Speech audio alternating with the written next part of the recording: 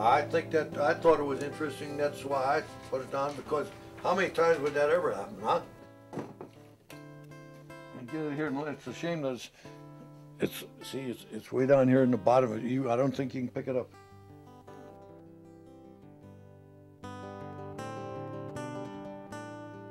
From a kid on you, I'll tell you something.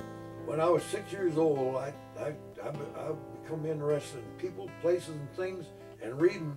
And you know what? I'd pick up a newspaper, and I'd see this big printing up here, and down here it's little. I wouldn't ask nobody what this was all about. I wouldn't ask my dad or nobody. I thought, how come this is all big letters up here, and down here it's reading here, and it's smaller stuff. Finally, I heard somebody say about a headline, one day. Then I knew what that was. See, that's a headline, Say, okay, from a little kid on you, or from 7 years on already, I started going around and visiting people in the neighborhood. And there ain't a kid around anywhere that I ever know did that. And I don't care if people was 90 years old or what. That didn't mean nothing to me. I'd go around the neighborhood and visit the older people. And boy, I tell you, I found out a lot of stuff to them people. Yeah, I can give you everybody's name far and wide around up in our neighborhood there, all around who you're related to and who the maiden name of the guy's wife was and everything. I remember most of them right out of my mind, but I got them all down, wrote down too. Yeah, sure. You know any Betzes? You're related to a Betz. I got some most unusual stuff in here that you would never believe. All that stuff that I think is important. I got paper. Look at even all my boxes. You see that stuff on there? That's all stuff I pick up on television right there, and if I think it's worth writing in my notes, that's where it goes. I got stuff, pens and stuff I ever play, even in the bedroom. All of them there. Besides, I got some down here. All these here, that's all full of that stuff. Every one of them. And most of the stuff I got written on here on the front, what it consists of. See, President Carter, yeah, and all that stuff, and the whole works. I got this is the very first one I wrote up. Yeah, but I got them in here. There's some more down there. I got stuff in there that like Abraham Lincoln. How do you think he signed his name all the time? He would never sign his full name. He put down A. Lincoln. A. Lincoln. Yeah. Like Jimmy Carter, he chose his stepfather's name. His real name was Leslie King. That was his real name. And I got that. I think that's worth something. I got that in my notes. See? Yeah. And his mother divorced when he was a little bitty kid, and got remarried again not too long later, and he just took a liking to his stepdad, and then to the point that he even took his name, and that Gerald Ford, yeah. What I hear, I write it down as best I can for what I heard, and that's it. The few people that I give a couple of books to already, they all found stuff in them. Boy, they said, one lady particularly, she said, you ought to, well, more than one, said, you ought to write a book, See, well, yeah, I could write a book out of just things that I experienced. I hope the kids take care of them. I hope they think they're worth something, because I tell you what, they're worth something to me. If you get some acreage out in the country, you can get a few mules and horses and a few hogs and some chickens.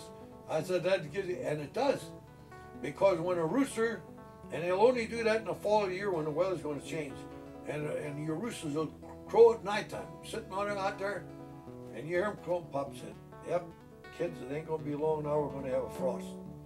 And the mules and the horses, when it's going to change weather, they'll run around in a damn lot and just run and run. They'll stop and snort, and you can better bet you the weather's going to change.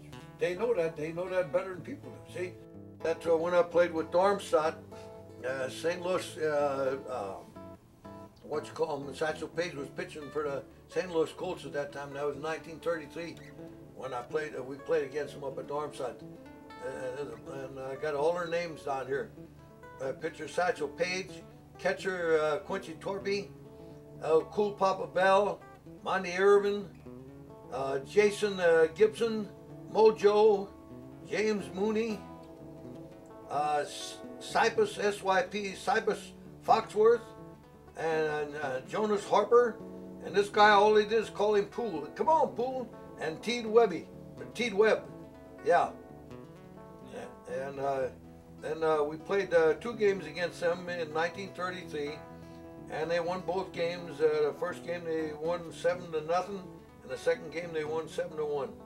And I got a single in the second game we played against them. We played them in May and August of 1933. I was 19 years old.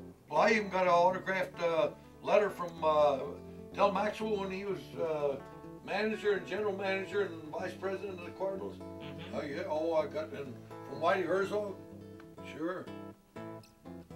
Yeah, that's the very first game he played in the big leagues.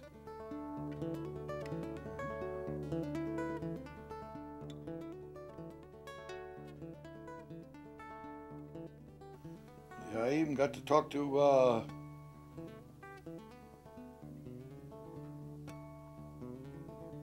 Harry Carey. Yes, sir.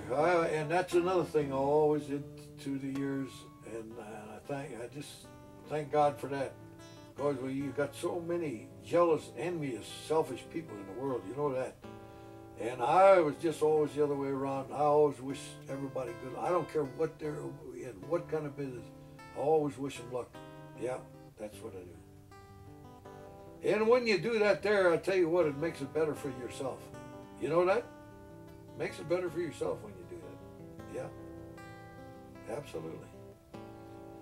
No, I tell you, see, like I say, when my stepmother did that to me and I quit going to church and Sunday school, and then I knew one of the first woman ministers that was anywhere around that I know of. That was way back, Miss Stolberg. And I was up there one day and we got talking and, I don't know, got into religion a little bit. She was retired then already. She gave up in age. She said, Omar, she says, you don't have to go to church to be religious. She said, you know, there's a lot of people, regardless of what religion they are, they go to church and they only think they're religious. When they get out of church, it's altogether different. She says, if you got something to say, and that's what I do, I thank the Lord for I tell you what I do. I'm not ashamed to say that. You know, you can beat that if you want to. But even when I go to the bathroom, I thank the good Lord for that, because a lot of people got problems with that, you know, see? So so a lot of people say, what, so what? Everybody goes, oh yeah, but a lot of people got to take medicine and this and that and the other to go, you know. I thank him for a lot of things, and if I got a close shave sometimes, which everybody has sometime or another, with that, I thank him for that, because he's the guy that looked out and didn't let it happen, you know, see? Yeah. And so that's my religion. Yeah. I go to church and I listen to a lot of these church programs on television, different times, different religions. And I tell you what, each one gives you all together different words about in the Bible and that there, and that don't fit with me. You know, why this one comes along with this and this one comes along with that, and that don't believe in that religion. We only got one God.